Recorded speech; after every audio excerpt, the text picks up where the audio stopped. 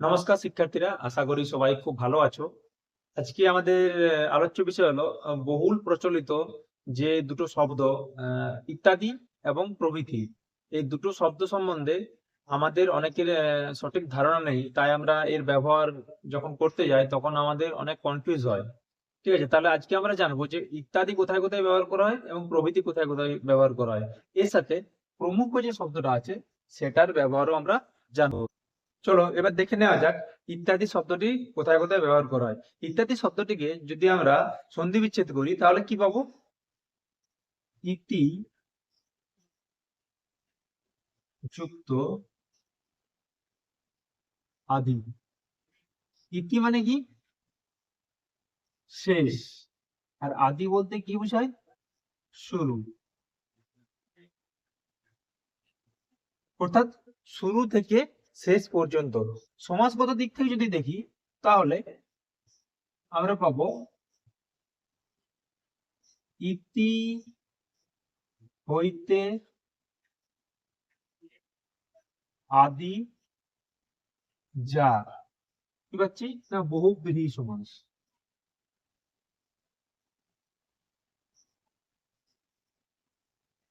বহুব্রীহি সমাস। এবং এই ইত্যাদি শব্দটি একটি অব্যয় শব্দ। তাহলে ইত্যাদি শব্দটাকে আমরা কোথায় কোথায় ব্যবহার করব? ইত্যাদি শব্দটাকে আমরা ব্যবহার করব যদি কোনো জড় বস্তু বোঝায়। যদি কোনো জড় বস্তু অথবা মানবেতর ইতর প্রাণী বোঝায়। ইতর প্রাণী মানে মানুষ অপেক্ষা ইতর প্রাণী, বাঘ, সিংহ, গরু ইত্যাদি। ঠিক আছে।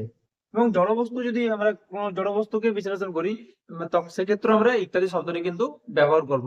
যেমন ধরো আমরা যদি বলি যে ইট, বালি, পাথর ইত্যাদি আনতে হবে, বা বাঘ, সিংহ, হরিণ ইত্যাদি হলো বন্য পশু।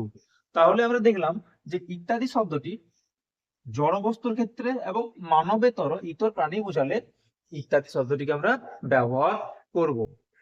এবার আমরা জানবো প্রভৃতি শব্দটি সম্পর্কে। প্রভৃতি শব্দটি কোথায় ব্যবহার করা হয়?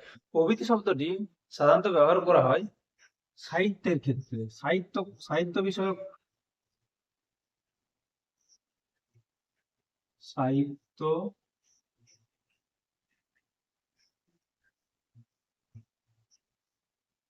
বিষয়ক বা ব্যাকরণ শাস্ত্র বিষয়ক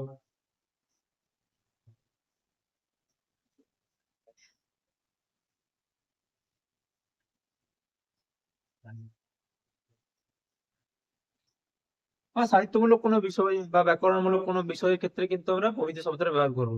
দেখো যদি আমরা উদাহরণ দিয়ে বুঝতে চাই তাহলে আমি এটা বলতে পারি যে রবীন্দ্রনাথ ঠাকুর রাজর্ষি, চোখের বালি, নৌকাডুবি প্রভৃতি উপন্যাস লিখেছেন।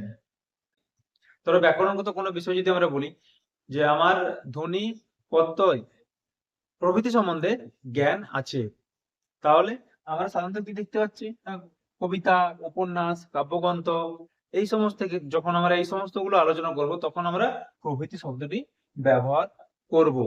ঠিক আছে। এবার আমরা দেখে নেব প্রমুখ শব্দের ব্যবহার। প্রমুখ শব্দটি মূলত আমরা কোথায় ব্যবহার করব? না, গুণী ব্যক্তি, বিশিষ্ট ব্যক্তি, জ্ঞানী ব্যক্তি এই সমস্ত ক্ষেত্রে আমরা প্রমুখ শব্দটি ব্যবহার করব।